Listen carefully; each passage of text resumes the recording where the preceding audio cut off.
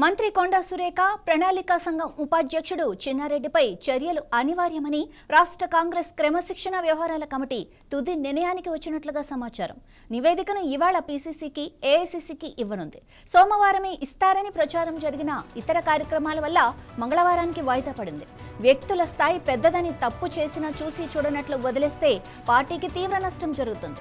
వ్యక్తులు ముఖ్యం కాదు, పార్టీనే అంతిమంగా ముఖ్యమని భావించి వారిపై చర్య తీసుకోవాల్సిందేనని కమిటీ తేల్చినట్లు సమాచారం. కాంగ్రెస్ కు ప్రభుత్వానికి నష్టం కలిగించేలా మాట్లాడేవారిని వదిలేస్తే పార్టీలో క్రమశిక్షణ పట్టు తప్పుతుందని పలువురు నేతలు కూడా కమిటీకి చెప్పారు.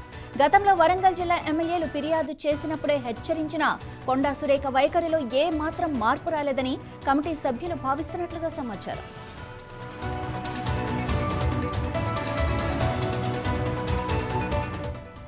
మంత్రివర్గంలో సభ్యురాలిగా ఉన్నందున ప్రభుత్వానికి బాధ్యత వహించాలని, అయినా సీఎం పైనే ఆమె కుమార్తె ఆరోపణలు చేయటం ఏమాత్రం క్షమార్హం కాదని కమిటీ తేల్చినట్లు తెలుస్తోంది. కుమార్తె వ్యాఖ్యలతో తనకు సంబంధం లేదని కమిటీకి సురేఖ పంపిన వివరణ అసంబద్ధమని తేల్చింది. అలా అని భావిస్తే వెంటనే బాధ్యత గల మంత్రిగా వాటిని ఖండించాలని, కానీ అలా ఎందుకు చేయలేదని కమిటీ ప్రశ్నిస్తోంది. అంటే ప్రభుత్వంతో తనకు సంబంధం లేదన్నట్లుగా కొండా సురేఖ వైఖరి ఉందని, అలాంటి ఆమెకు మంత్రివర్గంలో కొనసాగే నైతిక అర్హత లేదని పార్టీలో చర్చ జరుగుతోంది.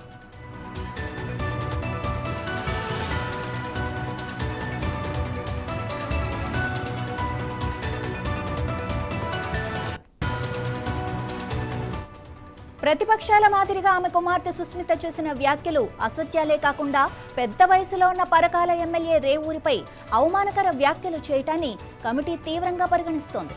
ఎమ్మెల్యేలు ఈ వ్యాఖ్యలను ఖండిస్తే వారి ద్వారా పార్టీ నేతలెవరో కుట్ర చేస్తున్నారని, వారిని గుర్తించాలని కొండా సురేఖ కోరటాన్ని కూడా కమిటీ పరిశీలించింది. ఎమ్మెల్యేలు, ఎమ్మెల్సీలు మీడియాతో మాట్లాడితే వారి వెనుక అదృశ్య హస్తం ఉందని గుర్తించి చర్యలు తీసుకోవాలని కోరిన సురేఖ నేరుగా సీఎంను, పార్టీని అప్రతిష్టపాలు చేసేలా తన కుమార్తె మాట్లాడటం వెనుక ఎవరైనా ఉన్నారా లేదా అనేది ఎందుకు గుర్తించలేకపోయారని, ఒకవేళ గుర్తిస్తే ఎందుకు బయటకు చెప్పటం లేదని కొందరు నేతలు పార్టీకి ఫిర్యాదు చేసినట్లుగా సమాచారం.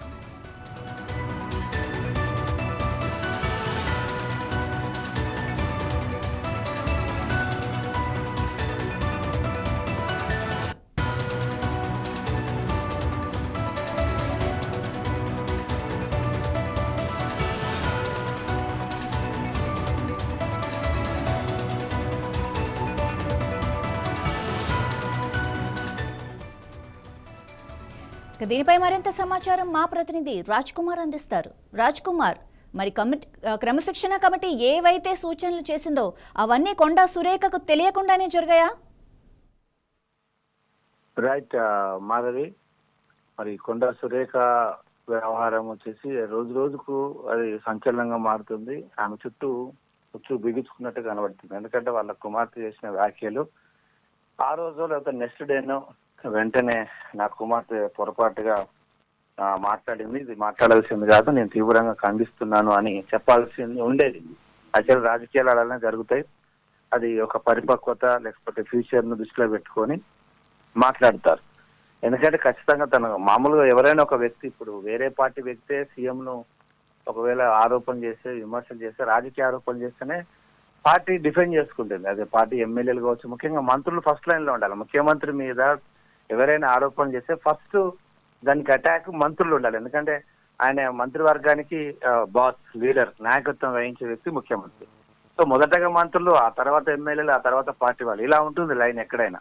అది బీఆర్ఎస్ కావచ్చు, కాంగ్రెస్ కావచ్చు, బీజేపీ కావచ్చు, ఏదైనా కావచ్చు. సో ఇప్పుడు సీఎం ఒకప్పుడు కేసీఆర్ సీఎం గా ఉన్నప్పుడు వ్యాఖ్య చేస్తే ఫస్ట్ మంత్రులు దాని మీద ఖండిస్తారు. అది ఏ పార్టీలోనైనా అది నియమం. సో అది ఇంటర్నల్ గా ఎన్నని ఉండని.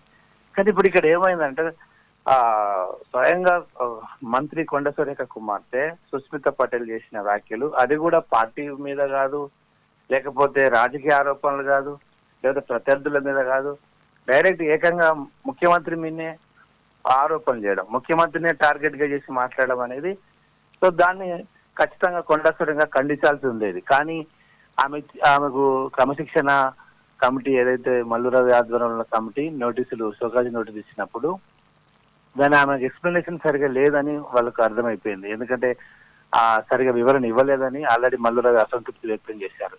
సో 2 సార్లు ఇచ్చే ప్రయత్నం, 2 సార్లు వచ్చింది. ఆ 2 సార్లు 2 లేఖలలో కూడా ఎక్స్ప్లెనేషన్ సరిగా లేదు. పైగా ఈ ఎమ్మెల్యేలు, ఎంపీలు, మన ఎమ్మెల్సీలు, విప్పులు మాట్లాడిన ప్రెస్ మీట్ కావచ్చు, లేదంటే వాళ్ళు చేసిన వ్యాఖ్యల వెనుక ఎవరో ఉన్నారు అంటే ఇదంతా కూడా కాస్త సరిగా లేదు అనేది ఇప్పుడు ఏఐసిసి కావచ్చు, ఇక్కడ ఉన్న తెలంగాణ పిసిసి కావచ్చు, క్రమశిక్షణ వీళ్ళందరూ ఒక క్లారిటీకి వచ్చారు. సో ఈమె వ్యవహారం సరిగా లేదు.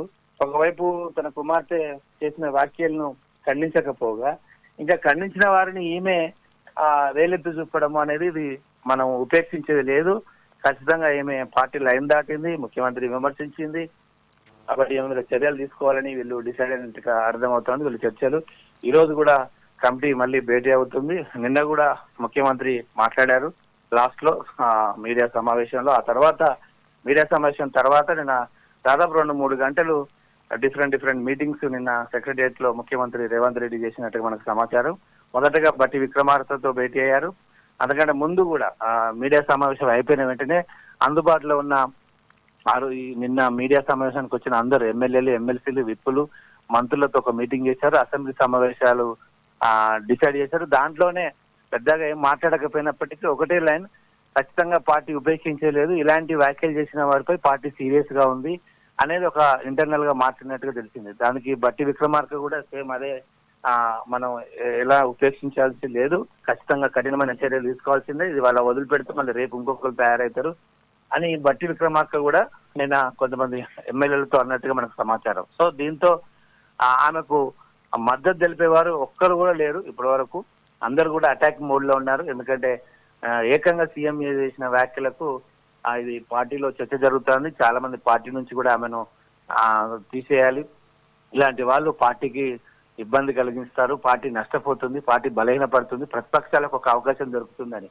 సో ఈ రోజు మళ్ళీ వాళ్ళ భేటీ అవుతుంది. ఇవాళ ఖచ్చితంగా ఒక నివేదిక అయితే ఇస్తుంది. ఇప్పుడు మొదటగా మరి మీనాక్షి నటరాజన్ కూడా దీని మీద ఆరాధిస్తున్నారు. ఆమె మరి హైదరాబాద్ కు వస్తుందా, లేకపోతే అక్కడి నుంచి వెళ్ళే డిసిషన్ తీసుకుంటారా, ఢిల్లీకి నివేదిక ఇచ్చిన తర్వాత ఏఐసిసి అంటే కాంగ్రెస్ పెద్దల యొక్క ఆదేశాల మేరకు చర్యలకైతే రంగం సిద్ధం చేసినట్టు కనబడుతుంది. ఎందుకంటే మనకు స్పష్టంగా తెలుస్తామో నిన్న ఆమెకు సంబంధించిన ఆమె శాఖలో, అటవీ శాఖలో ఎవరైతే డిప్యుటేషన్ లో ఉన్న అధికారులు వాళ్ళని రద్దు చేశారు. దాదాపు 25 మంది అధికారులు ఆమెకు తెలియకుండానే ఉదయం 11-12 మధ్యాహ్నం లోపు ఆమె రివ్యూ చేసింది జూమ్ మీటింగ్ లో. దేవాదాయకు సంబంధించిన ఒక కార్యక్రమం కోసం జూమ్ లో తన జూబ్లీ ఇంటి దగ్గర నుంచి ఒక రివ్యూ మీటింగ్ చేసింది.